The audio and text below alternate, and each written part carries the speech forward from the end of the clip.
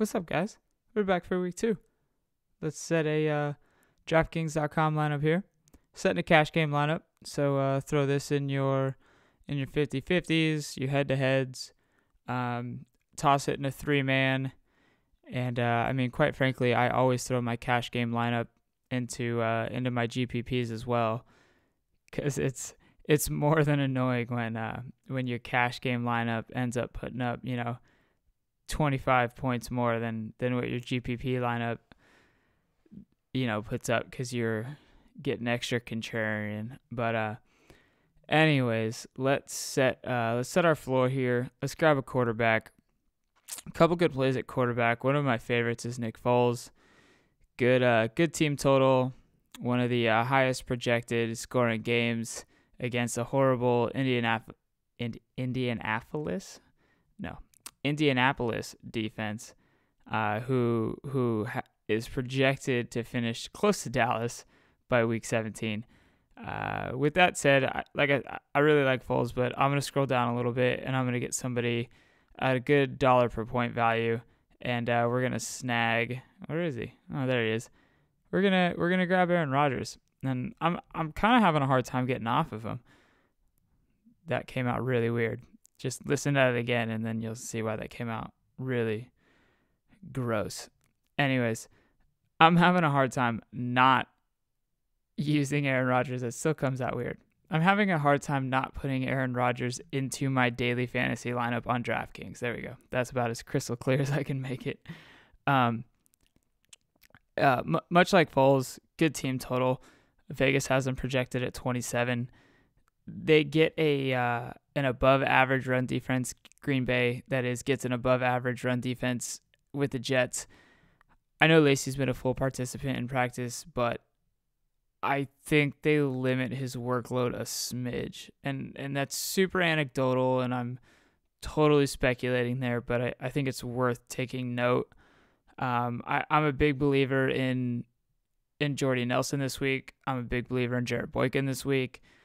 And I think when you look at that and you believe in those guys, and if you do, then you have to look at the trigger man, Aaron Rodgers. I know that he's going to get Beluga back. He was a participant in practice today and yesterday, and he lost him midweek last week, so it was like this huge adjustment for him. And Rodgers was serviceable. I don't think he's definitely not what you paid for in week 1, but that's the beautiful thing here. We get him at $7,900. It's a great discount, great dollar per point play, and he's a guy that I'm really locking in for my cash games. If it's Foles, Rodgers, or Tom Brady for me in my cash game lineup. Tom Brady is a little bit more on the GPP side, but if I'm trying to spend up somewhere, then I'm looking at Brady instead of Rodgers. So I think we'll hop into our running back spot now. And I'm a big fan of Murray. I'm a big fan of Charles. I'm a big fan of McCoy. It's really hard to go wrong with one of those guys. If you're trying to get off the Murray train, or excuse me, the McCoy or the Jamal train, I think Murray is the pivot. So I'm gonna grab Murray here at $7,500. And like I said, if you're trying to fade Jamal or McCoy, DeMarco definitely deserves your consideration. And I've made a couple lineups with him as my number 1, and I've even plugged in Vereen or Alf as my number 2.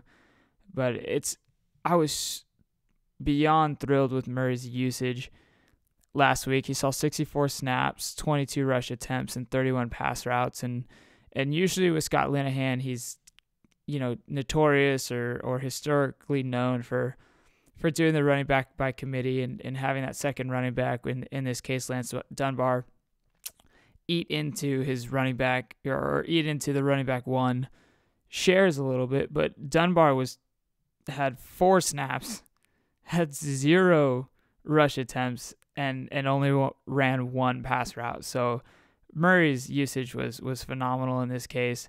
According to Pro Football Focus, Tennessee's run defense and their pass rush graded as a top 3 defense last week, which is mildly concerning. But just look at who they played last week in Kansas City, and I think that Kansas City their offensive line is clearly not the same as it was, so that has a little bit to do with that grading last week. I also think for the $7,500, DeMarco Murray is almost a must play when it comes to a dollar per point production, because he could easily exceed what we're spending on him here. And the best part was that Murray saw a ton of usage when they were trailing. Like that to me right there is just like, this is fantastic. This is great. They're going to continue to establish a run game, even if they're down by a score or by a possession or two possessions. So let's tell you what, let's grab a wide receiver here. And the first guy, I'm just going to get out of the way because I think this is on everybody's radar, and it's Justin Hunter going up against Dallas. And I think Justin Hunter, it's really hard to get off of him at that price. Very similar to Rodgers and Murray for me. But he is the wide receiver I find owning the most this week, as his price is relatively soft, not only on DraftKings, but across the industry.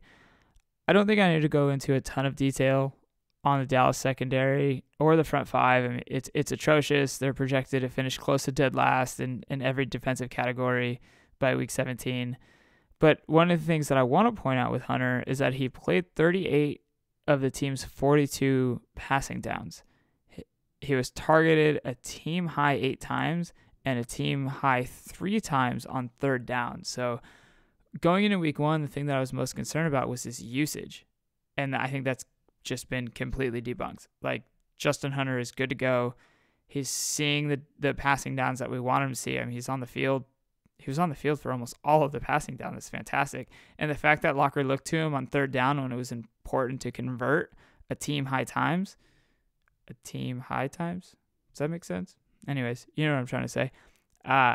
Justin Hunter's kind of an auto lock for me. He's same thing with Murray, but Justin Hunter's a guy that I like. By no means is he our number one wide receiver. So let's grab another wide receiver here, and it's going to be Demaryius Thomas. And God, look at that price tag, $7,000. It's like, do I need to tell you who Demaryius is? It's the big deal here is $7,000, and I think one of the things, or one of the positions that we will see the most variance is wide receiver. It's bound to happen that we're going to see the most variance week to week in our wide receiver. And that's why you'll typically find me spending less at the wide receiver position and spending a lot more, not necessarily a lot more, but paying up for my quarterback and my running back, simply because of opportunity, touchdown, predictability. There's a couple things that go into paying up for quarterback and running back in our cash games. But look, Demaryius saw 50% of the team's red zone targets, and he was tackled inside the 5 twice on Sunday. I think his ownership's going to be up just because of the price tag, but I'm less concerned about own percentage in a cash game and more concerned about building, an optimal lineup with a high floor and a high ceiling. And I think Demaryius and Murray, and quite frankly Rodgers, give us, they deliver on both ends of the spectrums. So what do you guys want to tackle next? Let's get this dude out of the way, because I have enough love for him as it is. But Rob Gronkowski is going to be my tight end of the play, and one of the reasons I was so hard pressed to get Julius into my lineups was his salary of $5,900 last week. It's essentially the same thing with Gronk this week. He's at $6,000, and I just $1 per, like, the floor is good. The ceiling is, I don't think has been tapped in a long time. Like, it's just, I don't understand how you look. I'm not forcing Gronk into my lineups, but him at $6,000 gives me a damn good reason not to punt at the tight end position. And his catch rate was at 36%, which was less than pleasing. Graham had 86% catch rate. Julius had an 87% catch rate on 8 targets, and even Olsen was a 73% catch rate on the 15 targets that he saw. Gronk played 38 snaps, and he managed to draw 11 targets on those 38 snaps, which is more than encouraging. I mean, that's all the third down work. That's all of the red zone work. When you look at his 36% catch rate, he's got a career 70+% catch rate. I think it hovers right around 72%. So for you to tell me that he's going to continue catching 40% of the passes thrown his way is absurd.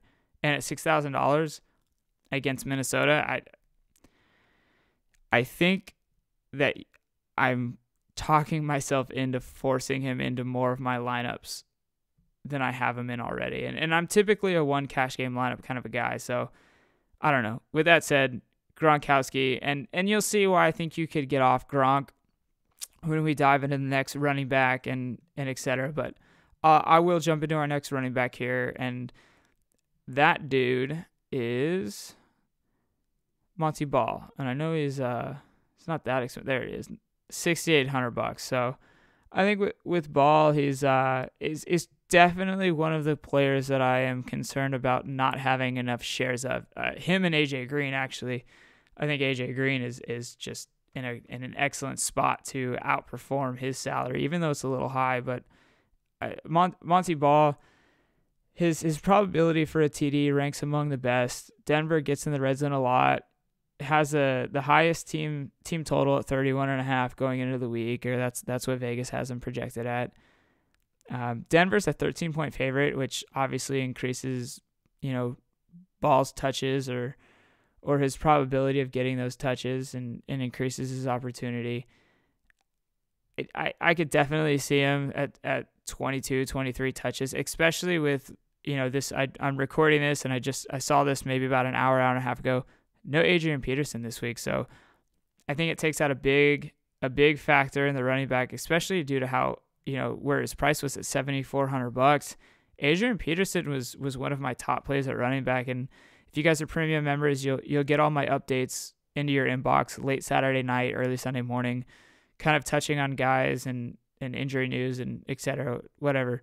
If you're not a premium member, I won't bore you anymore. You know what you're getting when you subscribe. But Monty Ball is just a really, really good play. And I think you're looking at our remaining salary here, and you're like, well, I've got $10,000 to spend, and I still have 3 positions to cover. And one of the best dollar per point values this week is Vincent Jackson. And if I spell his name right, he'd pop up. $5,000. It's so underpriced. It's ridiculous. I mean, I think much like Green, he's going to create more than a few mismatches as far as size is concerned against the Rams CBs. All of the Rams corners, they're under 5'11". Vincent Jackson comes in at 6'4". It's like 229, 223 somewhere. Don't quote me on that. I have to look it up, but I know he's a 220 plus receiver as far as weight is concerned, and that's what I'm looking for, especially against small DBs like that. Their team total is just under 22, so it could definitely be better, but it's not a concern for me, especially at that price of $5,000 like that. If I had to pick one auto lock for me across the industry, well, he's like 7,300 on FanDuel, I think. So DraftKings, Vincent Jackson is like the first guy you should probably build your lineup around. Like it's the price point there is out of control. So, with that said, our defense and our flex here, let's just get rid of this. Our defense. And this, I'm not going to say anything about it. I guess there you go, Jaguars. I'm not going to say anything about it, but just go listen to the podcast that me and Nick did. We had a guest, Gabriel Harbour, on from Fantasy Sports Live at Crazy Gaby on Twitter. Give him a follow. Listen to the podcast that we did. We were all in agreement on this, and the reasons are listed there. So with that said, we have $3,000, which is the DraftKings minimum to spend on our flex. And I'm actually going to go back to the Tennessee matchup with Dallas, and I'm going to grab the $3,000 wide receiver in Nate Washington. So I get it. You're hedging your bet here a little bit with with Justin Hunter. And for a cash game, it's not by any means the most optimal situation, but it's something that I'm considering rolling out. And I'm going to go full circle here. Don't play this lineup. I'm going to tinker with this lineup. I'm going to figure it out. You could totally see me getting off Rodgers, going, let's go to all games here, and going Brady, who comes in at $7,000. Yeah, $7,000. So now I've got another $500 to spend elsewhere. If I'm going to get off Rob Gronkowski, I would go to my boy from the Giants. And the beautiful thing about DraftKings is you have all these games that you can filter up top. And as you're trying to search for guys, or if there's a guy who has a high team, or if there's a team that has a high projected total, and you're trying to target one or two of those guys, which is something that we do in baseball a lot, you can filter by that team. So the nice thing about Arizona is they were historically bad last year, giving up points or yards or touchdowns to the tight end. And Larry Donnell at $3,000 here at the minimum is a fantastic play at tight end. I recommend going big or going small at tight end. And this week for me, it's Larry or it's Gronk. And now you'll notice that we have $3,500 to spend. So if we want to bump up from Nate Washington here, we have a solid $6,900 to spend. And this is more of my cash game lineup here, except for Tom Brady. I have my concerns, but at $6,900 in our flex, like, we have a ton of room to go. Let's make sure that we get off the Arizona New York Giants game. So at $6,900, I mean, here, let's just scroll down. Let's figure it out in our flex. Jordy Nelson, I'm absolutely in love with him. I find myself pairing up Rodgers and Jordy in my GPPs, and I find myself pairing up Gronk and Tom Brady in my GPPs. You could look to Vincent Jackson and McCown in your GPPs.